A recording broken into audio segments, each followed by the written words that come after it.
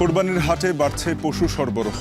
খামারে গরু কেজি প্রতি 500 টাকা পর্যন্ত, নাটোরে দুম্বা 1 থেকে 3 লাখ টাকা। চলতি মৌসুমে ডেঙ্গু পরিস্থিতি ভয়াবহ হতে পারে। স্থানীয় সরকারের ডেঙ্গু ব্যবস্থাপনা ত্রুটিপূর্ণ বলছে বিশেষজ্ঞরা। গোটা বাংলাদেশে স্থানীয় সরকারকে এই ডেঙ্গুটাকে একটা অগ্রাধিকার ভিত্তিতে নিয়ন্ত্রণে কাজ করা উচিত। তৈরি পোশাক খাতের নতুন নেতৃত্ব নির্বাচনে একযোগে ঢাকা ও চট্টগ্রামে ভোট। 35 পরিচালক পদে 3টি জোটের প্রতিদ্বন্দ্বিতা।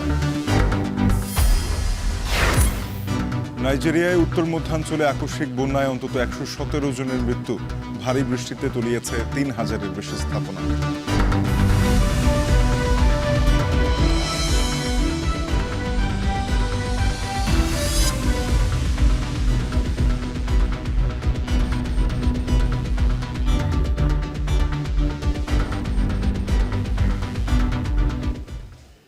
স্বাগত। এখন বাণিজ্যে আপনাদের সাথে পুরো আয়োজনে আছি তানজিম শাফিন। ঘনিয়ে আসছে কোরবানির ঈদ। সারা দেশে ধীরে ধীরে জমে উঠছে পশুর হাট।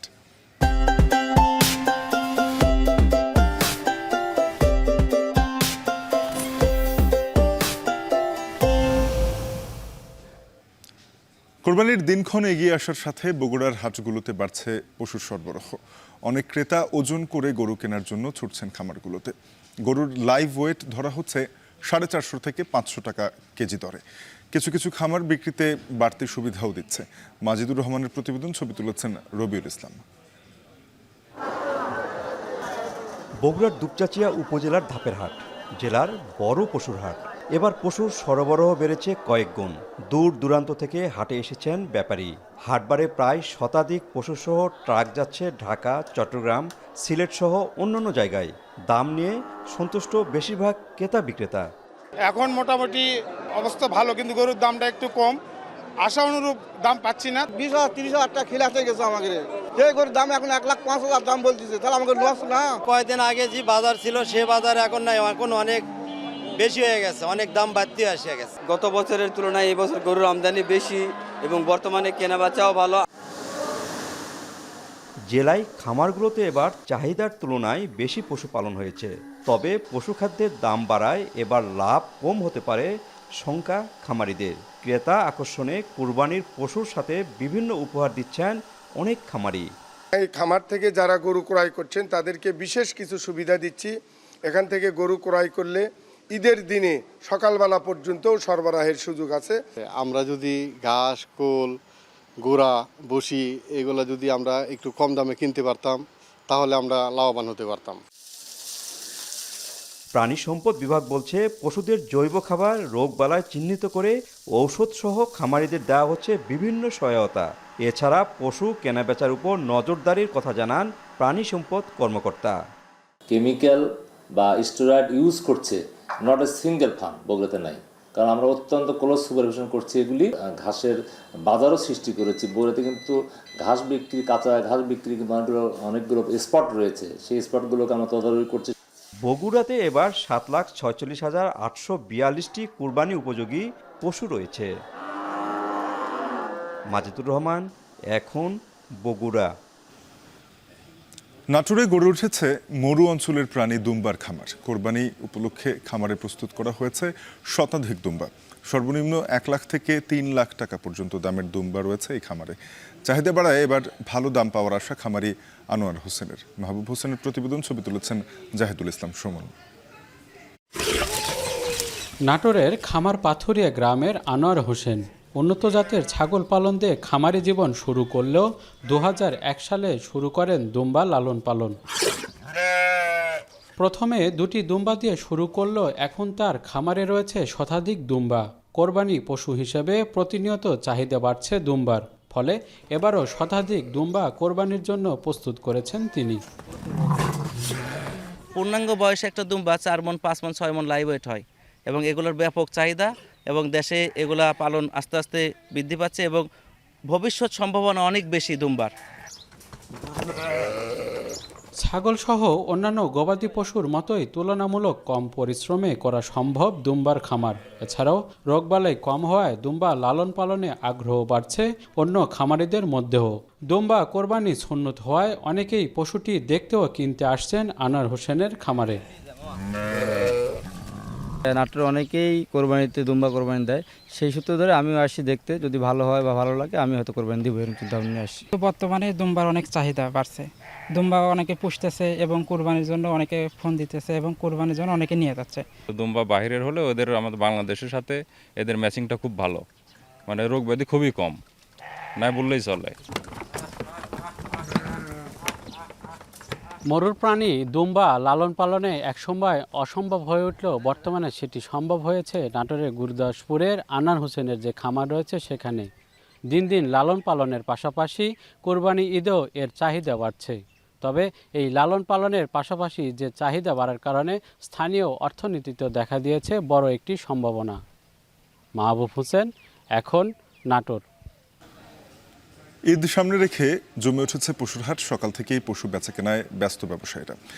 এ নিয়ে আরও জানাতে ঝালকাঠির সুগন্ধিয়া হাট থেকে যুক্ত হয়েছেন সহকর্মী অমিত হাসান। অমিত, জানাবেন হাটে কি পরিমাণ পশু তোলা হয়েছে, দাম নিয়ে ক্রেতা বিক্রেতারা কি বলছেন? সাফাইন, একটু জানিয়ে রাখি যে বরিশালের যে গ্রামগঞ্জের হাটগুলো রয়েছে সেগুলো কিন্তু ধীরে ধীরে জমে উঠতে শুরু করেছে এবং আমরা আজকে ঝালকাঠির সুগন্ধিয়া হাটে রয়েছি এবং এখানে সকাল থেকেই আমরা দেখেছি যে ট্রাক যোগে কিংবা নৌপথে ট্রলার যোগে যারা ব্যবসায়ী রয়েছেন তারা পশু নিয়ে এখানে হাজির হচ্ছেন এবং এখানে আজকে ব্যাপক পশুর সমাগম আমরা দেখতে পাচ্ছি। বিভিন্ন আকারের পশু রয়েছে, বিশেষ করে 50,000 টাকা থেকে শুরু করে প্রায় 4-5 লাখ টাকা পর্যন্ত দামের গরু কিন্তু এখানে তোলা হয়েছে এবং এখানে ক্রেতা সমাগম এখন পর্যন্ত খুব একটা না হলেও যারা ব্যাপারী রয়েছেন, ব্যবসায়ী রয়েছেন, তাদের কিন্তু বেশ সমাগম দেখা যাচ্ছে এবং ব্যবসায়ীরা বলছেন যে আরেকটি হাট রয়েছে আগামী মঙ্গলবার, সেই হাটে অবশ্য ক্রেতাদের পদচারণা আরও বাড়বে এবং বেচাকেনা আরও বাড়বে বলছেন ব্যবসায়ীরা। এবং আরেকটা জিনিস জানিয়ে রাখি যে এই হাটটিতে গত বছর পর্যন্ত কোনো খাজনা ছিল না, তবে এবার ঈদ উপলক্ষে প্রতি গরু প্রতি 500 টাকা এবং ছাগল প্রতি 200 টাকা নির্ধারণ করা হয়েছে খাজনা এবং ব্যাপারীরা বলছেন যে খাজনা থাকায় তাদের জন্য কিছুটা সুবিধা হয়েছে। বিভিন্ন দামে তারা গরু কিনছে বিভিন্ন সময়, সেটার প্রমাণস্বরূপ এই খাজনার যে রসিদটি রয়েছে সেটি তাদের জন্য উপকারী। এবং বরিশালের এই বাজারটিতে মূলত দেশি পশুর বেশি সমাগম হয়ে থাকে, বিশেষ করে বরিশালের আশপাশের অঞ্চলের পশু, এছাড়া কুষ্টিয়া, যশোর থেকেও কিন্তু এখানে পশু নিয়ে আসেন যারা ব্যবসায়ী রয়েছেন তারা। এবং এই হাটটি আসলে ক্রেতাদের সমাগমে বেশ জমজমাট থাকে বলেই সবাই এখানে আসে এবং তারা বলছেন যে কম দামে গরু পাওয়া যায়, এই কারণে এখানে তাদের আসা। তবে গত বছরের তুলনায় এবছর দাম কিছুটা এখন পর্যন্ত বেশি রয়েছে বলছেন যারা ক্রেতা রয়েছেন। তবে ক্রেতারা যারা আসছেন তারা মূলত কিছুটা দেখতেই আসছেন। এখন পর্যন্ত ক্রেতাদের যে কেনাকাটা, পশুর কোরবানি উপলক্ষে যে পশুর কেনাকাটা, সেটি এখন পর্যন্ত কিন্তু কম দেখা যাচ্ছে। তবে এখন যে পশু বেচা কেনা হচ্ছে সেটি মূলত ব্যবসায়ীদের কাছ থেকে যারা ব্যাপারী রয়েছেন তারা পশু কিনছেন এবং এই হাট থেকে কিনে দেখা যাচ্ছে অন্য হাটে নিয়েও তারা বিক্রি করছেন। এবং বরিশালের এই বাজারটিতে আসলে প্রতি শনিবার এবং মঙ্গলবার জমজমাট থাকে এবং এই দুইটা দিনই হাট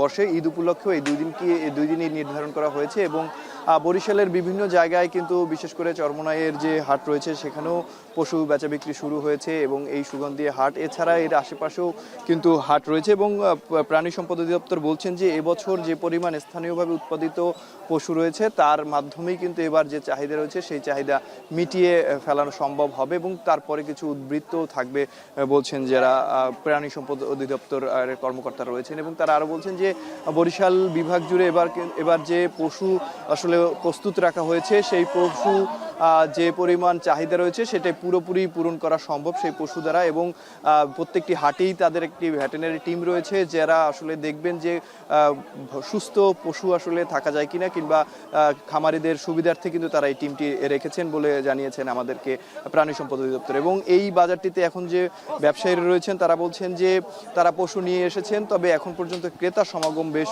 কম দেখা যাচ্ছে। আগামী হাটে ক্রেতা সমাগম আরও বাড়বে বলছেন যারা এখানকার ব্যবসায়ী রয়েছেন তারা। এবং গতবারের তুলনায় এবার যে খাজনাটাই আসলে নির্ধারণ করা হয়েছে, ব্যবসায়ী বলছেন যে খাজনাটি তুলনামূলক কম, তবে খাজনাটি গত বছর পর্যন্ত ছিল না, এবছরই আসলে খাজনাটি যুক্ত করা হয়েছে এবং যারা আসলে এখানে রয়েছেন তারাও বলছেন যে এবার যে পশুর খাজনা নির্ধারণ করা হয়েছে সেটি আসলে ভালো একদিকে বলছেন, অন্যদিকে ক্রেতারা বলছেন যে এই টাকাটি আসলে তাদের জন্য অতিরিক্ত হয়ে যাচ্ছে এবং বরিশালের এই বাজারটিতে দেশি প্রজাতির গরুই বেশি দেখা যাচ্ছে, বিশেষ করে 55,000 50,000 টাকা থেকে শুরু করে 3 লাখ 3.5 লাখ টাকা পর্যন্ত পশুর আকার কিন্তু এখানে বেশি রয়েছে এবং মাঝারি আকারের পশুর চাহিদা বেশি থাকায় এখানে মাঝারি আকারের পশুর সরবরাহও বেশি দেখা যাচ্ছে। তো বরিশালের সুগন্ধি হাট থেকে এই ছিল আমার কাছে সর্বশেষ। শাফিন। বাংলাদেশে মৌসুমি বায়ুর দেরিতে আগমন এবং দেরিতে চলে যাওয়া বড় ধরনের সমস্যা হিসেবে চিহ্নিত হয়েছে সাম্প্রতিক সময়ে। স্বাস্থ্যের উপরে দেখা দিয়েছে এর বিরূপ প্রভাব। অন্যদিকে গ্রীষ্মের শুরু থেকেই ঢাকা সহ দেশের বিভিন্ন হাসপাতালে বাড়ছে ডেঙ্গু রোগের সংখ্যা। বিশেষজ্ঞদের সংখ্যা এবার ডেঙ্গু পরিস্থিতি বেশি ভয়াবহ হতে পারে। এর জন্য স্থানীয় সরকারের ত্রুটিপূর্ণ ডেঙ্গু ব্যবস্থাপনাকে দায়ী করছেন তারা। দেলাওয়ার দোলনের প্রতিবেদন।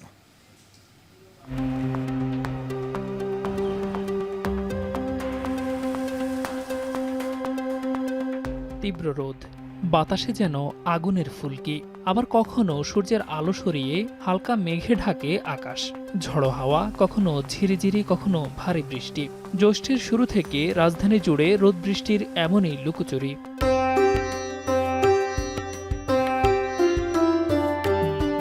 চলতি বছর স্বাভাবিক সময়ের 1 সপ্তাহ আগেই মৌসুমি বায়ু বাংলাদেশে প্রবেশ করে। 16 বছর পর এবার এত আগে দেশে মৌসুমি বায়ুর প্রবেশ। 1 দশকের বেশি সময় ধরে মৌসুমি বায়ু দেরিতে আগমন এবং দেরিতে যাওয়ায় স্বাস্থ্যের উপর বিরূপ প্রভাব ফেলছে। গবেষকরা বলছেন, বৃষ্টি এবং তাপের বড় সম্পর্ক আছে এডিসের বিস্তারে। এবছর ডেঙ্গু পরিস্থিতি খারাপ হওয়ার ঝুঁকি আছে, কারণ এডিস মশার যে ইন্ডেক্স, যেটাকে আমরা ব্রুটো ইন্ডেক্স বলি, লার্ভাল ইন্ডেক্স, সেটি গত বছরের তুলনায় এবছর কিন্তু বেশি আছে। আবার সঙ্গে সঙ্গে ডেঙ্গু রোগীর সংখ্যাও বেশি আছে। কোনো একটি অ্যাপের মাধ্যমে এই ডেঙ্গু রোগীর সমস্ত তথ্য এন্ট্রি দিয়ে সেটি থেকে তারপরে সে কোভিডের মতো সে টেস্ট করতে যাবে। অটোমেটেড SMS চলে যাবে সিটি কর্পোরেশন, রোগী এবং স্বাস্থ্য অধিদপ্তরের কাছে। এই গবেষকের শঙ্কা, কোরবানি ঘিরে চলতি মৌসুমে ডেঙ্গু পরিস্থিতি ভয়াবহ হতে পারে। ঝুঁকিপূর্ণ জেলা শনাক্তের পাশাপাশি ডেঙ্গুকে জনস্বাস্থ্য সমস্যা হিসেবে চিহ্নিত করলেই এর সমাধান মিলবে। যে এবছর আমি নিশ্চিত করে বলতে পারি, বরিশাল, বরগুনা, চাঁদপুর, গাজীপুর, ময়মনসিংহ, নরসিংদী, মানিকগঞ্জ, কক্সবাজার এবং চট্টগ্রাম, এই কয়েকটি জেলাতে আমরা এডিস মশার ঘনত্ব বেশি পাচ্ছি এবং এই কয়েকটি জেলাতে গত বছরের তুলনায় ডেঙ্গু অনেক বেশি হবে এবার। এডিস মশার বিস্তার শুরু হয় সাধারণত জুন মাসে। এ সময় বৃষ্টিতে জমে থাকা স্বচ্ছ পানিতে লার্ভা জমে। বৃষ্টির পর তাপ বাড়লে পানিতে জমে থাকা এডিসের ডিম দ্রুত পূর্ণাঙ্গ মশায় রূপ নেয়।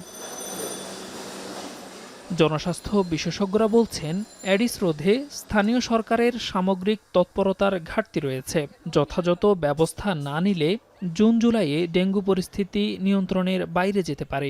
প্রতি বছর ডেঙ্গুতে অনেক মানুষ মারা যাচ্ছে, কিন্তু এমন তো না যে এটা প্রতিরোধ করা যায় না। এটাকে প্রতিরোধ করা সম্ভব। সেই ধরনের চিকিৎসা পদ্ধতি, বৈজ্ঞানিক পদ্ধতি আমাদের জানা আছে। এটা তো একটা অজানা রোগ না। সমন্বিতভাবে গোটা বাংলাদেশে স্থানীয় সরকারকে এই ডেঙ্গুটাকে একটা অগ্রাধিকার ভিত্তিতে নিয়ন্ত্রণে কাজ করা উচিত। এই বিশেষজ্ঞের আশঙ্কাকে আরও জোরালো করে যখন ডেঙ্গু রোগী ভিড় বাড়ছে হাসপাতালে, মৃত্যুও ঘটছে কোনো দিন। এমন পরিস্থিতি কিছুটা উদ্বেগের হলেও নিজেদের পূর্ণ প্রস্তুতির কথা জানালেন দেশের একমাত্র ডেঙ্গু ডেডিকেটেড হাসপাতালটির পরিচালক। তো যে রোগীগুলো পাই এগুলো রেফার্ড রোগী, সেক্ষেত্রে আমাদের সারা বাংলাদেশ থেকে রোগী আসে এবং যেহেতু এটা ঢাকায় লোকেতে, ডেফিনেটলি ঢাকায় বেশি।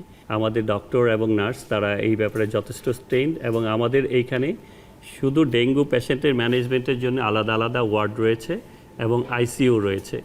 চলমান ডেঙ্গুর প্রকোপে জ্বর ও শরীর ব্যথা হলেই স্থানীয় ফার্মেসি থেকে অ্যান্টিবায়োটিক সংগ্রহ করে তা গ্রহণ করেন অনেকে। অ্যান্টিবায়োটিক ডেঙ্গুর জটিলতা অনেকাংশেই বাড়িয়ে দেয় বলছেন বিশেষজ্ঞ চিকিৎসকেরা। দেলোয়ার দোলন, এখন, ঢাকা। রাতের বৃষ্টি না হওয়ায় হবিগঞ্জের খোয়াই নদীর পানি ধীরে ধীরে কমতে শুরু করেছে। তবে খোয়াই নদীর বাঁধে দেখা দিয়েছে ভাঙন। হঠাৎ করে বাঁধে ধস দেখা দেওয়ায় এলাকাবাসীর মধ্যে দেখা দিয়েছে তীব্র আতঙ্ক। এ বিষয়ে বিস্তারিত জানাতে খোয়াই নদীর তীর থেকে যুক্ত হয়েছেন সহকর্মী কাজল সরকার। কাজল জানাবেন যে উজানে বৃষ্টিপাতের সম্ভাবনা রয়েছে কিনা, বাঁধ যেই অংশ ক্ষতিগ্রস্ত হয়েছে তা মেরামতে কোনো ধরনের ব্যবস্থা করা হয়েছে কিনা?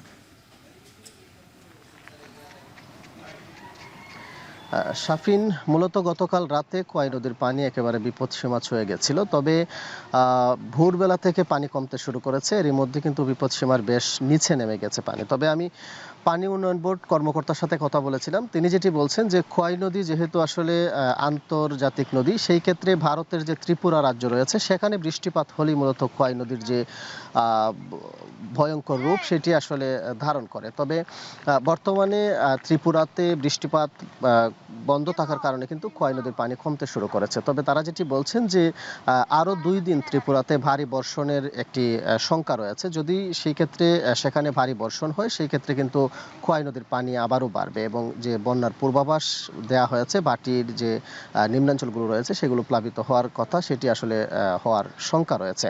অন্যদিকে যদি বলি, হবিগঞ্জ সদর উপজেলার যে পূর্ব বাঁধই এলাকা, সেই বাঁধই এলাকাতে কোয়াই নদীর যে পূর্ব দিকের বাঁধ রয়েছে সেখানে বড় ধরনের একটি ধস দেখা দিয়েছে এবং বাঁধের প্রায় অর্ধেকের বেশি ধসে পড়েছে।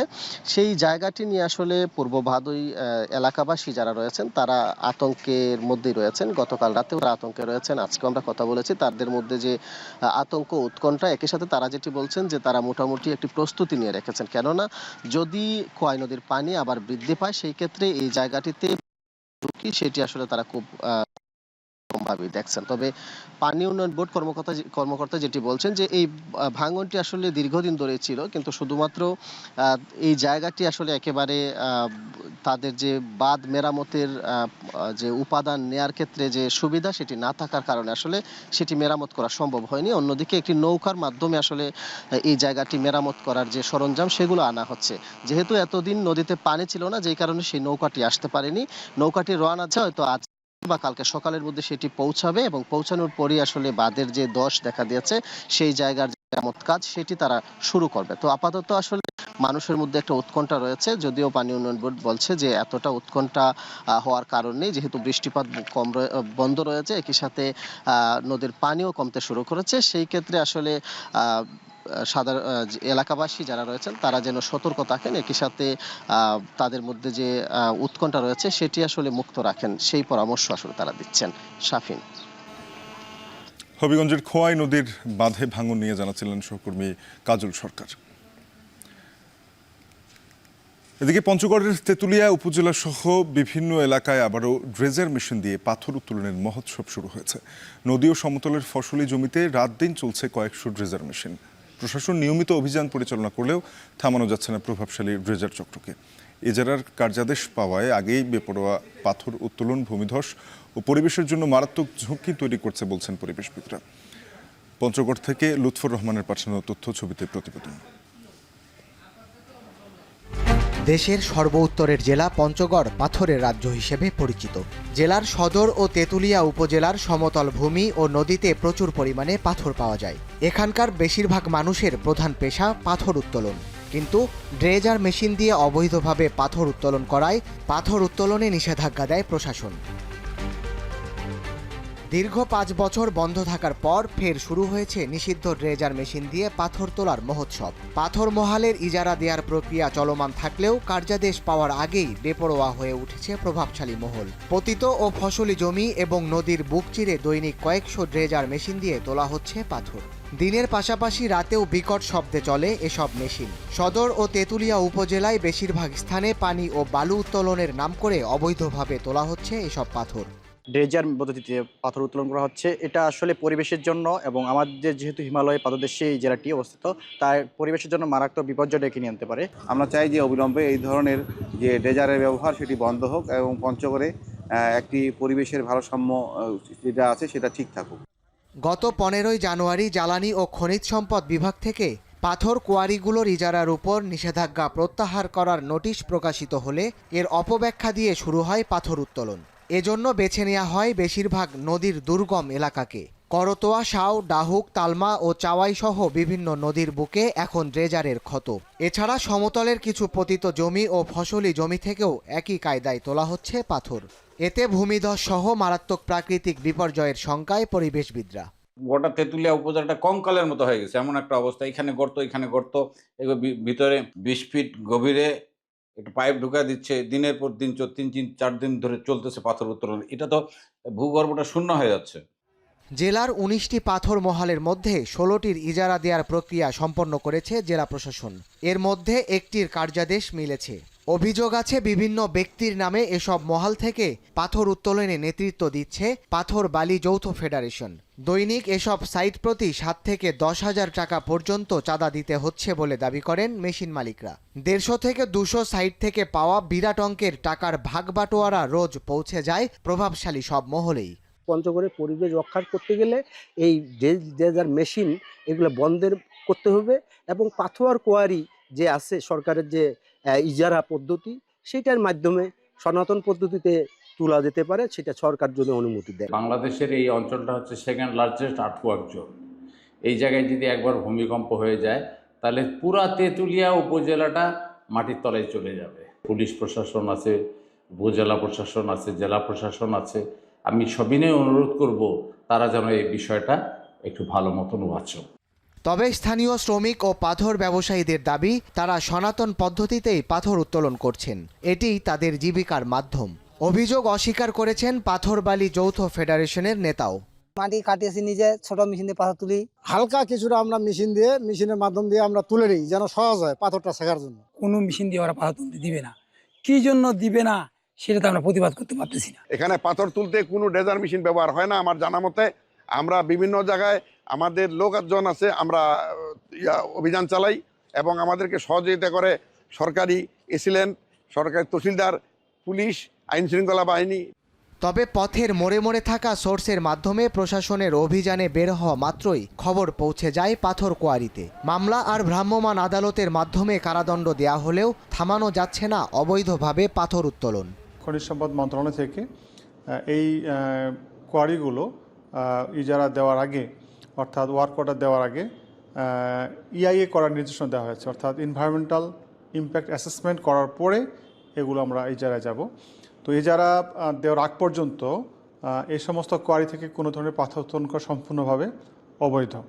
পঞ্চগড়ের তেঁতুলিয়া উপজেলার চা বাগান আর প্রাকৃতিক সৌন্দর্য সবার নজর কাড়লেও এখন প্রান্তিক জনপদটির সবুজের বুকে শত শত ড্রেজারের ক্ষত। তাই ড্রেজার মেশিন নয়, বরং পরিবেশ বান্ধব পদ্ধতিতে পাথর উত্তোলন হোক, এমনটাই চাওয়া এই জনপদের মানুষের। এখন পঞ্চগড়। শুরু হয়েছে তৈরি পোশাক শিল্পের মালিকদের সংগঠন বিজিএমই এর 2025-27 মেয়াদের পরিচালনা পর্ষদ নির্বাচন। ঢাকা ও চট্টগ্রামের দুটি কেন্দ্রে একযোগে বিকেল 5টা পর্যন্ত একটানা ভোট গ্রহণ চলবে। ঢাকার রেডিসন ব্লু হোটেলে এ বিষয়ে সবশেষ খবর জানাতে আমাদের সঙ্গে যুক্ত হয়েছেন সহকর্মী মুনাফ রশিদ। মুনাফ, জানাবেন যে কতটি প্যানেলের নির্বাচনে প্রতিদ্বন্দ্বিতা হচ্ছে, ভোটারদের মধ্যে কেমন সাড়া দেখছেন?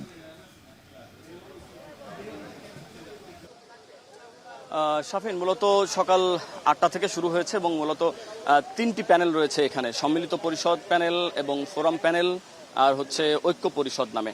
এই 3টি প্যানেলের মোট 76 জন ভোটার রয়েছে, 76 জন প্রার্থী রয়েছে, 76 জন প্রার্থী লড়ছেন এবং সেখানে ভোটারের সংখ্যা প্রায় 1864 জন। তার মধ্যে ঢাকায় 1561 জন এবং চট্টগ্রামে 303 জন। তবে সকাল 8টা থেকে এখানে যে ভোট শুরু হয়েছে সে ভোটটা কিন্তু খুবই উৎসবমুখর ভাবে শুরু হয়েছে এবং দুই পক্ষের অর্থাৎ সম্মিলিত পরিষদ এবং ফোরাম পরিষদের দুটির মধ্যে সবথেকে বড় প্রতিদ্বন্দ্বিতা হবে। সেই দুটির পক্ষই কিন্তু কিছুক্ষণ আগে আমাদেরকে জানিয়েছেন যে এখন পর্যন্ত ভোটটা খুবই সুষ্ঠু হচ্ছে এবং খুবই উৎসবমুখরভাবেই এখনো পর্যন্ত রয়েছে। তবে যিনি সম্মিলিত পরিষদের সভাপতি কাজী মনিরুজ্জামান, তিনি যেটি বলেছেন যে এখানে যদি কোনো ধরনের সমস্যা সৃষ্টি হয় সেগুলো হচ্ছে পরবর্তীতে তাদের যে গোয়েন্দা বাহিনী রয়েছে তাদের মাধ্যমে তারা এটিকে যাচাই করে দেখবেন যে আসলে কি ধরনের কোনো সমস্যা হয়েছে কিনা। সব মিলিয়ে এখন পর্যন্ত যে নির্বাচন চলছে সেটি খুবই উৎসবমুখরভাবে চলছে এবং এখানে কিন্তু বলা হচ্ছে যে বিকেল 5টা পর্যন্ত যে নির্বাচন চলবে, নির্বাচনে এবার সুষ্ঠু নির্বাচন হবে বলে আশাবাদ করছেন এবং দুই পক্ষের প্রার্থীরাই কিন্তু এটিকে জয়ী হিসেবে জয়ী হবেন বলে তারা প্রত্যাশা করছেন এবং বলছেন যে গতবার যে নির্বাচন হয়েছিল, গত বছরের মার্চে যে নির্বাচন হয়েছিল, সেই নির্বাচন নিয়ে যেহেতু প্রশ্ন ছিল, সেই প্রশ্নের কিন্তু এবার কোনো সুযোগ নেই, যেহেতু এবার সেই আগের পরিচালনা পর্ষদ ভেঙে প্রশাসনের মাধ্যমে প্রশাসনিকভাবেই এই নির্বাচন অনুষ্ঠিত হতে যাচ্ছে।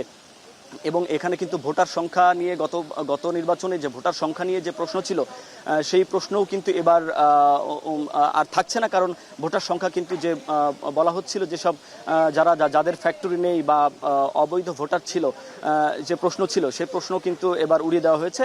প্রায় 600-700 মতো ভোটার কিন্তু এখান থেকে বাদ দেওয়া হয়েছে এবং সব মিলিয়ে এখন আগে ভোটার সংখ্যা ছিল 2500+, এখন কিন্তু সেই ভোটার সংখ্যা 1800-তে এসে নেমেছে। সুতরাং এবারের যে ভোট অনুষ্ঠিত হচ্ছে 2025 থেকে 27 মেয়াদের নির্বাচন, সেই নির্বাচনে বলা হচ্ছে যে সম্মিলিত পরিষদ এবং ফোরাম প্যানেল থেকেই মূলত যে সভাপতি এবং অন্যান্য পরিচালনা পর্ষদের যে আসনগুলো রয়েছে সেসব আসনে সব থেকে বেশি আসবেন এবং ঐক্য পরিষদের খুবই কম সংখ্যক প্রার্থী রয়েছে, তাদের অবস্থান খুব বেশি ভালো নেই বলেও এখন পর্যন্ত এখানে বোঝা যাচ্ছে। তবে সকাল 10টা পর্যন্ত চট্টগ্রামে 13% পর্যন্ত ভোট কাস্ট হয়েছে এবং ঢাকাতে কাস্ট হয়েছে প্রায় 11%-এর বেশি। তো এই ছিল আমার কাছে সবশেষ খবরাখবর। পর্যাপ্ত কাঁচামাল যোগান থাকলেও চিনি উৎপাদনের লক্ষ্যমাত্রা পূরণ করতে পারেনি দর্শনার কেরু অ্যান্ড কোম্পানি। লোকসান কমাতে ও উৎপাদন পদ্ধতির আধুনিকায়নে অটোমেটিক মেশিন স্থাপনের 1 যুগ পেরিয়ে গেলেও এখনও তা চালুই হয়নি। এক মৌসুমেই লোকসান গুনতে হয়েছে প্রায় 100 কোটি টাকা। শ্রমিক ও আখ চাষিদের অভিযোগ, কর্তৃপক্ষের উদাসীনতা ও ভারতীয় প্রযুক্তি ব্যবহারে জটিলতা বেড়েছে। তবে প্রতিষ্ঠানটির কর্মকর্তাদের আশা, আগামী মৌসুমেই আধুনিক পদ্ধতিতে আখ মাড়াই হবে। চুয়াডাঙ্গা থেকে অনিক চক্রবর্তীর প্রতিবেদন। গত বছরের 20 ডিসেম্বর আখ মাড়াই কার্যক্রম শুরু করে দেশের অন্যতম বৃহৎ চিনি উৎপাদনকারী প্রতিষ্ঠান কেরু অ্যান্ড কোম্পানি। সে সময় 65 কার্যদিবসে চিনি উৎপাদনের লক্ষ্যমাত্রা ধরা হয়েছিল 4200 মেট্রিক টন। তবে 72 কার্যদিবস মিল চালু রেখেও পূরণ হয়নি সেই লক্ষ্যমাত্রা। উৎপাদন হয় 3684 মেট্রিক টন চিনি। গেল বছরগুলোতে আখের সংকট থাকলেও এ বছর লক্ষ্যমাত্রার চেয়ে বেশি আখ উৎপাদন হয়। পর্যাপ্ত কাঁচামালের যোগান সত্ত্বেও চিনি উৎপাদনের লক্ষ্যমাত্রা পূরণ করতে পারেনি মিলটি। কারণ হিসেবে সংশ্লিষ্টরা দুষছেন ব্রিটিশ আমলের উৎপাদন পদ্ধতিকে। ফলে লক্ষ্যমাত্রা পূরণ না হয় চিনি খাতে প্রায় 100 কোটি টাকা লোকসান গুনতে হবে প্রতিষ্ঠানটিকে। অথচ লোকসান কমানো, চিনি আহরণ ও মোলাসেস বৃদ্ধি করতে চিনিকল আধুনিকায়নের কাজ শুরু হয় 2012 সালে। 2024 সালে ঠিকাদারি প্রতিষ্ঠান পুরো কাজ শেষ করে বুঝিয়ে দেবার কথা থাকলেও এখনও তা সম্ভব হয়নি। এর মধ্যে কেটে গেছে প্রায় 1 যুগ। অটোমেশন পদ্ধতি চালু না হওয়ায় কমেছে উৎপাদন, লোকসানে ডুবছে চিনিকলটি। প্রায় 1 যুগ বেশি সময় ধরে পার হয়ে গেছে। অটোমেশনটা চালু হবে বলছে কিন্তু কর্তৃপক্ষ, কিন্তু এখনো পর্যন্ত চালু হয়নি। আমাদের যদি বিএমআর কাজ শেষ হয়, তো এবার আমরা চিন্তা করছি যে লোকসান কাটিয়ে কিছুটা চিনিতে উৎপাদন আমরা লক্ষ্যমাত্রা পর্যায়ে পৌঁছাবো। অটোমেশনে ভারতীয় প্রযুক্তি ব্যবহারে জটিলতা ক্রমেই দীর্ঘ হচ্ছে বলে অভিযোগ স্থানীয়দের। সেই সাথে রয়েছে কর্তৃপক্ষের উদাসীনতাও। কেরু অ্যান্ড কোম্পানিতে অটোমেশনের যেই সেক্টরটা রয়েছে, এটা দীর্ঘদিন ধরে চালু হওয়ার প্রক্রিয়া থাকলেও সেটি এখনো পর্যন্ত বাস্তবায়নের রূপ আমরা দেখি নাই। যারা ভালো চিনি উৎপাদন করে ওদের রিকভারি কিন্তু 10-এর কাছাকাছি। তো এই নতুন মিল হাউস তৈরি হলে আমাদের রিকভারি 1% হলেও বাড়বে এবং 1% রিকভারি বাড়া মানে প্রায় 5 থেকে 10 কোটি টাকা এক্সট্রা ইনকাম হওয়া। যদিও কেরু কর্তৃপক্ষের দাবি কারিগরি ত্রুটির কারণে কমছে চিনি উৎপাদন। তাদের আশা আগামী মৌসুমেই আখ মাড়াই হবে আধুনিক পদ্ধতিতে। মিল হাউস এবং আমাদের যে বয়লারটা চালু হওয়ার কথা, সেটা আমরা আশা করছি যে 25-26 মাড়াই মৌসুমে আমরা এটা চালু করতে পারবো এবং আমাদের দৈনিক গড় যে আখের মাড়াই সেটাও আমাদের বৃদ্ধি পাবে এবং সেই সাথে আমাদের যে চিনির আহরণের হার আছে সেটাও আমরা স্পর্শ করতে পারবো বলে আশা করি। 1938 সালে প্রতিষ্ঠিত কেরুয়ান কোম্পানি চিনির পাশাপাশি উপজাত পণ্য হিসেবে মদ, ভিনেগার, হ্যান্ড স্যানিটাইজার, জৈব সার ও চিটাগুড় উৎপাদন করে আসছে। অনিক চক্রবর্তী, এখন চুয়াডাঙ্গা। এবারে জানাবো দেশের বাইরের খবর। নাইজেরিয়ার উত্তর মধ্যাঞ্চলীয় নাইজার রাজ্যে আকস্মিক বন্যায় প্রাণ হারিয়েছেন কমপক্ষে 117 জন। এখনও নিখোঁজদের সন্ধানে চলছে উদ্ধার অভিযান। বুধবার রাত থেকেই শুরু হওয়া ভারী বৃষ্টিতে তলিয়ে যায় মোখওয়া শহরের 3000-এর বেশি স্থাপনা। এখনও বৃষ্টিপাতের পরিমাণ জানাতে পারেনি দেশটির আবহাওয়া বিভাগ। যদিও নাইজার সহ নাইজেরিয়ার প্রায় অর্ধেক রাজ্যে বন্যার পূর্বাভাস জারি করেছিল সংস্থাটি। চলতি বছর রাজ্যটিতে এ নিয়ে ষষ্ঠবারের মতো বন্যা দেখা মিলেছে। সরকারি দক্ষতা বিভাগের দায়িত্ব ছেড়ে দিলেও মার্কিন প্রশাসনের সঙ্গে কাজ চালিয়ে যাবেন ইলন মাস্ক।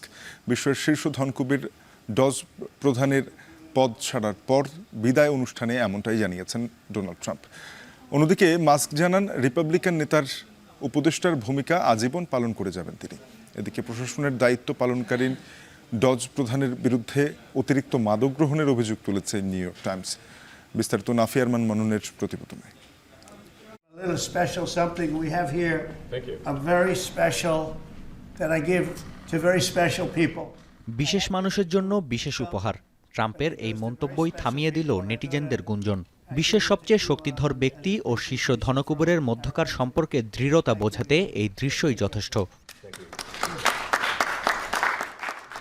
দায়িত্ব ছেড়ে দেওয়ার আগে ওভাল অফিসে শেষবারের মতো ইলন মাস্কের আগমন, যেখানে বিদায় অনুষ্ঠানের মাধ্যমে সরকারি দক্ষতা বিভাগের প্রধানকে সম্মান জানান মার্কিন প্রেসিডেন্ট। তবে ট্রাম্পের দাবি, দায়িত্ব ছেড়ে দিলেও মার্কিন প্রশাসনের সঙ্গে কাজ চালিয়ে যাবেন বন্ধু mask.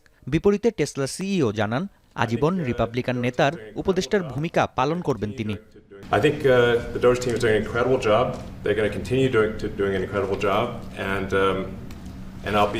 I'll continue to be visiting here and be a friend and advisor to the president. Many of the Doge people, Elon, are staying behind too, so they're not leaving. And Elon's really not leaving. He's going to be back and forth, I think. I have a feeling it's his baby, and I think he's going to be doing a lot of things. সরকারি দক্ষতা বিভাগের প্রধানের পদত্যাগে অনেকেই ডজের শেষের শুরু দেখে ফেলেছিলেন। তবে সন্তানের মতো বড় করে তোলা দপ্তরকে নিয়ে আশাবাদী মাস্ক। ডজ ফাদার লেখা টি শার্ট পরিহিত ধনকুবের জানান, সময়ের সঙ্গে বাড়বে সরকারি দক্ষতা বিভাগের প্রভাব ও শক্তি। This is not the end of Doge, but really the beginning. My time as a special government employee necessarily had to end. It was a limited time thing. It's 134 days, I believe, which ends in a few days. So that it comes with a time limit. But the Doge team will only grow stronger over time. The Doge influence will only grow stronger. $17,500 কোটি অর্থ সাশ্রয়ে 2,60,000 কর্মী ছাঁটাইয়ের দাগ লেগে আছে মাস্কের গায়ে। তবে দায়িত্ব পালনে সক্ষমতা দেখানোয় বন্ধুকে কৃতিত্ব দিয়েছেন Trump. Department of Government Efficiency, Elon's delivered a colossal change in the old ways of doing business in Washington. Doge has installed geniuses with an engineering mindset and unbelievably talented people and computers. এদিকে ketamine, ecstasy ও psychedelic মাশরুমের মতো মাদক গ্রহণের অভিযোগ উঠেছে Elon মাস্কের বিরুদ্ধে। New York টাইমসের প্রতিবেদন বলছে, প্রশাসনে থাকাকালীন নিয়মিত ভিত্তিতে অতিরিক্ত মাদক সেবন করেছেন ডজ প্রধান। এতে মাস্কের মূত্রথলিতেও দেখা দেয় সমস্যা। নাফি আরমান মনন, এখন বিশ্ব। এবারে খেলার প্রসঙ্গ। মাত্র 9 মাসের ব্যবধানে বাংলাদেশ ক্রিকেট বোর্ড পেল নতুন সভাপতি। আইসিসির গেম ডেভেলপমেন্ট দায়িত্ব ছেড়ে এসে বাংলাদেশের ক্রিকেটের উন্নয়নে কাজ করতে জাতীয় ক্রীড়া পরিষদের পরিচালক মনোনয়ন নিয়ে দেশের ক্রিকেটের কর্ণধার নির্বাচিত হয়েছেন দেশের প্রথম টেস্ট অধিনায়ক আমিনুল ইসলাম বুলবুল।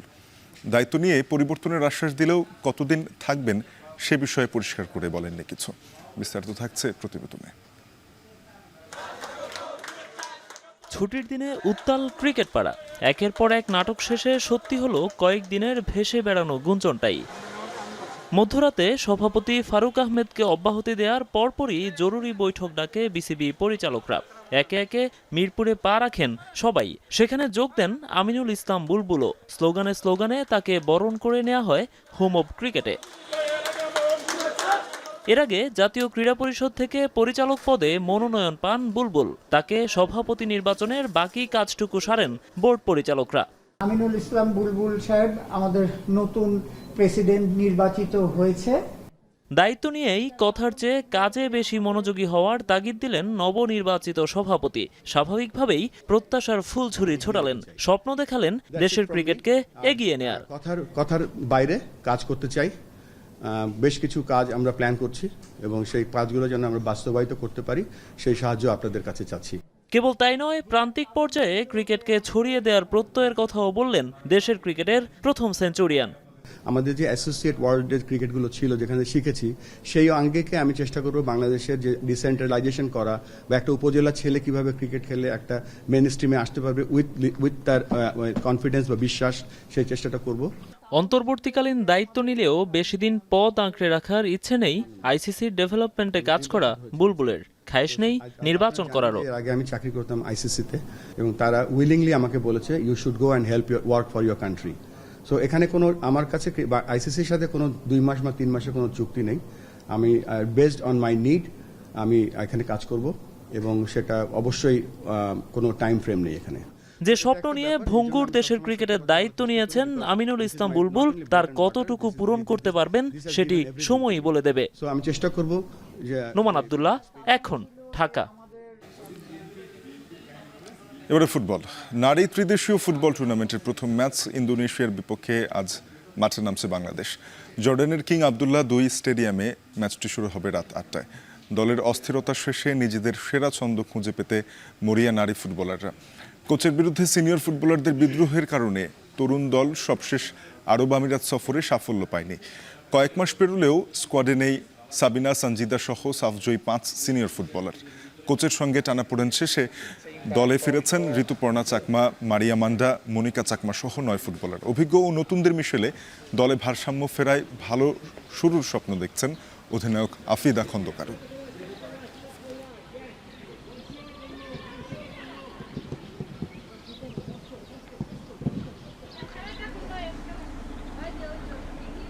আমরা অনেকদিন আগে এখানে এসেছি যাতে আমরা ওয়েদারের সাথে একটু মানিয়ে নিতে পারি, তো সেভাবে আমরা প্র্যাকটিস করতেছি। কোচ আমাদেরকে ওইভাবেই প্র্যাকটিস করাচ্ছে, যেভাবে তিনি নির্দেশনা দিচ্ছেন আমরা ওইভাবেই করার চেষ্টা করতেছি। ম্যাচের জন্য এতদিন ধরে আমরা কষ্ট করতেছি, তো ইনশাল্লাহ ভালো কিছু হবে। টিম আমাদের আলহামদুলিল্লাহ ভালো, দুবাইয়ের থেকে। এখন সিনিয়র জুনিয়র মিডিয়াটা সমন্বয়ে একটা টিম ভালো আছে, একটা শক্ত টিম আমাদের, তো আলহামদুলিল্লাহ ভালো। শেষ করবো এখন বাণিজ্য, যাবার আগে শিরোনামগুলো জানাবো আরেকবার। কোরবানির হাটে বাড়ছে পশুর সরবরাহ। খামারে গরু কেজি প্রতি 500 টাকা পর্যন্ত, নাটোরে দুম্বা 1 থেকে 3 লাখ টাকা।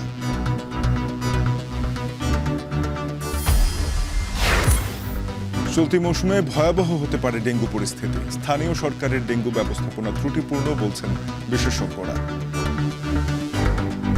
গোটা বাংলাদেশে স্থানীয় সরকারকে এই ডেঙ্গুটাকে একটা অগ্রাধিকার ভিত্তিতে নিয়ন্ত্রণে কাজ করা উচিত। তৈরি পোশাক খাতের নতুন নেতৃত্ব নির্বাচনে একযোগে ঢাকা ও চট্টগ্রামে ভোট। 35 পরিচালক পদে 3টি জোটের প্রতিদ্বন্দ্বিতা। নাইজেরিয়ায় উত্তর মধ্যাঞ্চলে আকস্মিক বন্যায় অন্তত 117 জনের মৃত্যু। ভারী বৃষ্টিতে তলিয়েছে 3000-এর বেশি স্থাপনা।